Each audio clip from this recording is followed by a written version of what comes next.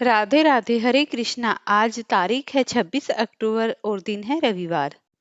आज कार्तिक मास के शुक्ल पक्ष की पंचमी तिथि, जो आज सुबह 3:49 से प्रारंभ हुई है और जिसकी समाप्ति अगले दिन 6:04 पर हो जाएगी। आज नाग पंचमी भी है, जिसे सौभाग्य पंचमी भी कहते हैं। नाग पंचमी को हमारे देश में दीपावली के बाद अंतिम पर्व के रूप में भी मनाया जाता है। नाग पंचमी का त्योहार सभी सांसारिक सुखों को पूरा करने के लिए किया जाता है और इस दिन भगवान शिव की पूजा की जाती है। माना जाता है कि इस दिन गणेश जी की पूजा करने से घर में सौभाग्य, सुख, संपत्ति, जीवन में रोगों से मुक्ति, समस्त प्रकार की मनोकामनाएं पूरी हो जाती हैं। आज का ब्रह्म मुहूर्त का समय रहेगा, जो 4:47 से 5:57 तक। वहीं आज का अमृत काल रहेगा सुबह के 6:14 से 8:12 तक। आज सूर्योदय होगा 6:32 पर और सूर्य अस्त होगा शाम के 5:48 पर। प्रिय भक्तों, आज मैं आपको सुनाने वाली हूँ कार्तिक मास के महात्म्य की कथा। उससे पहले मैं आपको रविवार की पौराणिक कथा सुनाऊंगी, जो कि भगवान सत्यनारायण को समर्पित है। तो इस कथा को आप पूरे ध्यान और प्रसन्न चित्त मन करके सुनो। पौराणिक कथा के अनुसार प्राचीन काल में एक बुढ़िया रहती थी। वह नियमित रूप से रविवार का व्रत करती। रविवार के दिन सूर्योदय से पहले उठकर बुढ़िया स्नान आदि से निवृत्त होकर आंगन को लीपकर स्वच्छ करती। उसके बाद सूर्य भगवान की पूजा करते हुए रविवार व्रत कथा सुनकर भगवान सूर्यदेव को भोग लगाकर दिन में एक समय भोजन करती। सूर्य भगवान की अनुकंपा से बुढ़िया को किसी प्रकार की चिंता एवं कष्ट नहीं था। धीरे धीरे उसका घर धन धान्य से भरा रहता था। उस बुढ़िया को जीवन में सभी प्रकार के सुख थे, लेकिन उससे एक पड़ोसन जलने लगी। बुढ़िया ने कोई गाय नहीं पाल रखी थी, अतः वह अपनी पड़ोसन के आंगन में बंधी गाय का गोबर लाती थी। पड़ोसन ने कुछ सोचकर अपनी गाय को घर के भीतर बांध दिया। रविवार को गोबर न मिलने से बुढ़िया अपना आंगन नहीं लीप सकी। आंगन न लीप पाने के कारण उस बुढ़िया ने सूर्य भगवान को भोग नहीं लगाया और उस दिन स्वयं भी भोजन नहीं किया। सूर्यास्त होने पर बुढ़िया भूखी प्यासी सो गई।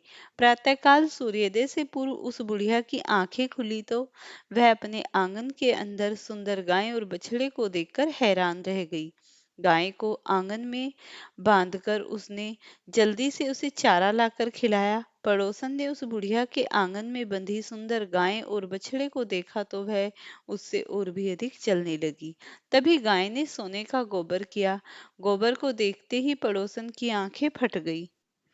पड़ोसन ने उस बुढ़िया को आसपास न पाकर तुरंत उसे गोबर को उठा लिया और अपने घर ले गई। तभी गाय का गोबर वहां रख आई। सोने के गोबर से पड़ोसन कुछ ही दिनों में धनवान हो गई।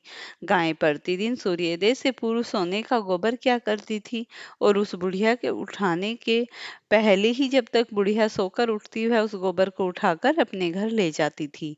उसका ये नित्य प्रतिदिन का कार्य था।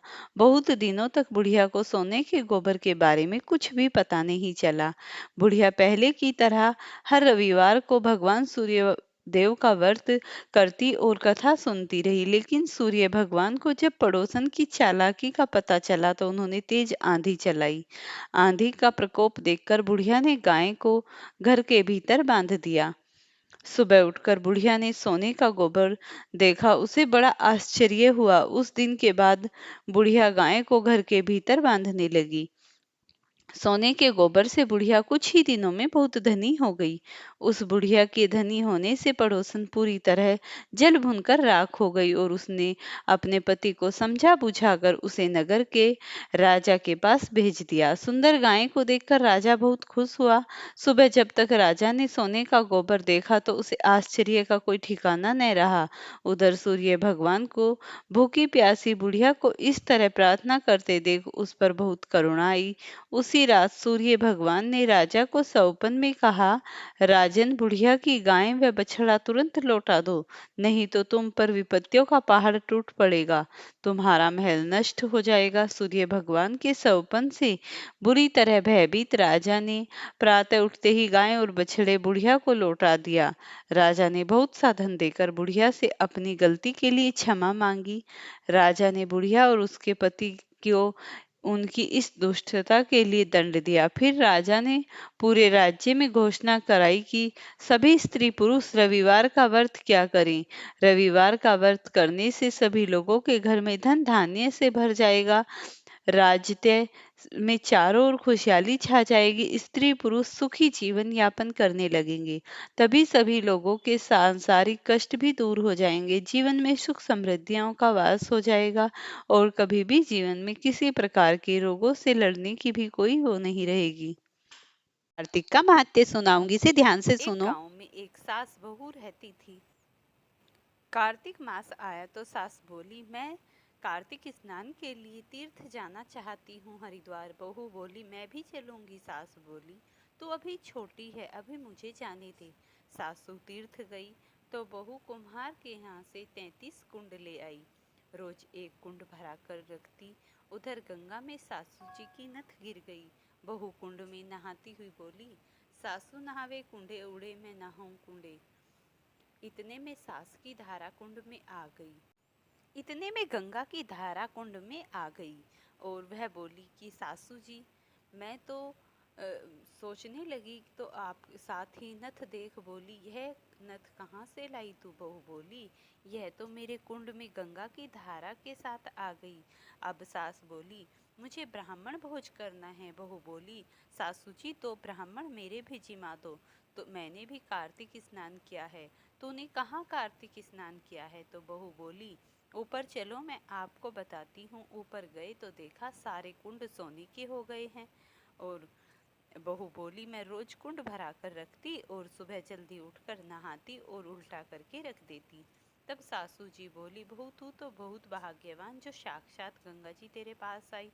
तूने श्रद्धा और विश्वास से कार्तिक का स्नान किया, भगवान ने तुझे फल दिया। दोनों सास बहू ने धूमधाम से ब्राह्मण जिमा कर दक्षिणा देकर विदा किया और कार्तिक स्नान मनाया।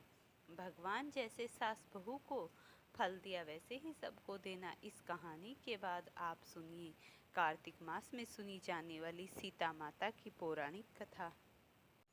सीता माता कहती थी हर रोज श्री राम से कि वह उन्हें रोज कथा सुनाती थी। एक दिन श्री राम भगवान को किसी काम के लिए बाहर जाना पड़ गया तो सीता माता कहने लगी कि भगवान, मेरा तो 12 वर्ष का नित्य नियम है, अब आप बाहर जाएंगे तो मैं अपनी कथा किसे सुनाऊंगी?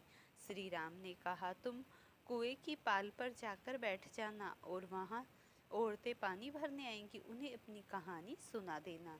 सीता माता कुएं की पाल पर जाकर बैठ गई। एक स्त्री आई, उसने रेशम की जरी की साड़ी पहन रखी थी और सोने का घड़ा ले रखा था। सीता माता उसे देख कहती है, बहन, मेरा 12 वर्ष का नित्य नियम सुन लो। वह स्त्री बोली, मैं तुम्हारा नित्य नियम सुनूंगी तो मुझे घर जाने में देर हो जाएगी और मेरी सास मुझसे लड़ेगी।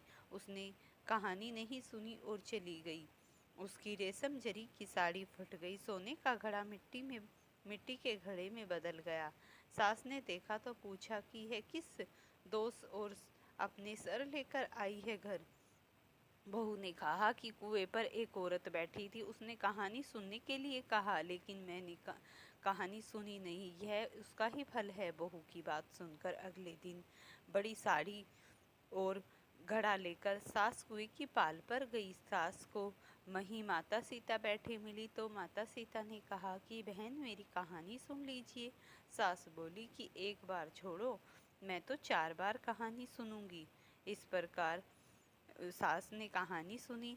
वह कहने लगी, राम आए लखन आए, देश के पुजारी आए, नित्य नियम का नेम ले आओ आओ राम, बैठो राम, तपी रसोई जियो राम, माखन मिश्री खाओ राम, दूध बतासे खाओ पियो राम, सूत के पलको मिठो राम, शाल दुसाला पाठो राम, साल दुसाला ओढ़ो राम, जब बोलूं जब राम ही राम, राम सवारे राम के काम, खाली घड़े भरेंगे सब, करेंगे बेड़ा पार राम, जय श्री राम, राम राम राम, जय श्री राम। सास बोली कि बहन, कहानी तो बहुत अच्छी लगी। कहानी सुनकर सास घर चली गई और उसकी साड़ी फिर से रेशम जरी की बन गई। मिट्टी का घड़ा फिर से सोने के घड़े में बदल गया।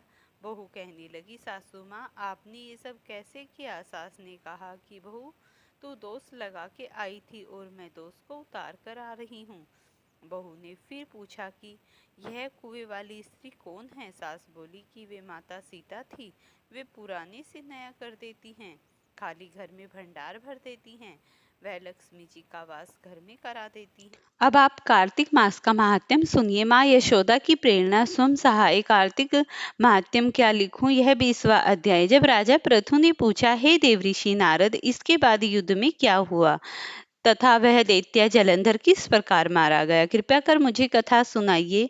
नारद जी बोले, जब गिरिराज वहां से अदृश्य हो गई और गंधर्वा माया भी विलीन हो गई, तब भगवान वृषभध्वज चैतन्य हो गए। उन्होंने लोकता व्यक्त करते हुए बड़ा क्रोध और विस्मयता मना जलंधर ने युद्ध करने लगा। जलंधर शंकर के बाणों को काटने लगा, परंतु जब शंकर के बाण उससे कटे न सके तो उन्होंने मोहित करने के लिए माया को पार्वती का निर्माण कर अपने रथ पर बांध लिया तथा अपनी प्रिय पत्नी को इस प्रकार कष्ट में बड़ा देख लौकिक लीला दिखाते हुए शंकर जी व्याकुल हो गए। शंकर जी ने भयंकर रौद्र रूप धारण कर लिया।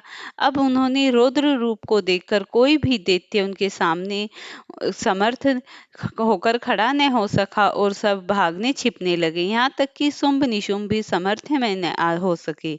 शिवजी ने उन शुंभ निशुंभ को श्राप देकर बड़ा धिक्कारा और कहा, तुम दोनों ने मेरा बड़ा अपराध किया है। तुम युद्ध से भागते हो, भागने को मारना पाप है, इससे मैं तुम्हें नहीं मारूंगा, परंतु गौरी तुमको अवश्य मारेगी। शिवजी के ऐसा कहने पर सागर पुत्र जलंधर क्रोध में अग्नि के समान प्रज्वलित हो उठा। उसने शिवजी पर घोर बाण बरसाकर धरती पर अंधकार कर दिया और उस दैत्य की ऐसी चेष्टा देखकर शंकर जी बड़े क्रोधित हुए तथा उन्होंने उनके चरणष्ठानुवन से बने हुए सुदर्शन चक्र को चलाकर उनका सर काट लिया। एक प्रचंड शब्द से एक और उनका पृथ्वी पर पड़ा सर और अंजन पर्वत के समान उनके शरीर के 2 खंड हो गए। उसके रुधिर से संग्राम भूमि व्याप्त हो गई। शिवज्ञा से उनका रक्त और मांस महारैरव में जाकर रक्त का कुंड हो गया तथा उनके शरीर का तेज निकलकर शंकर जी में वैसे ही प्रवीण कर गया जैसे वृंदा का तेज गौरी के शरीर में प्रविष्ट हुआ था।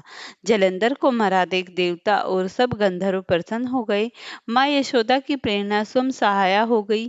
कार्तिक मास का महात्म्य 20वां जीवन के हर पहलू पर समाज की ऊंच नीच और जलंधर के बारे में सिखाता है। यह अध्याय हमें सिखाता है कि श्रद्धा और विश्वास से किया गया हर कार्य फलदायी होता है और उससे केवल हमारी आत्मा को शांति मिलती है बल्कि समस्त कामों का शोधन भी होता है। प्रेम से बोलिए श्री विष्णु भगवान की जय हो। प्रिय भक्तों, अगर आज आपको ये वीडियो पसंद आई हो तो इसे लाइक शेयर करना, चैनल पर नए हैं तो चैनल को सब्सक्राइब करना।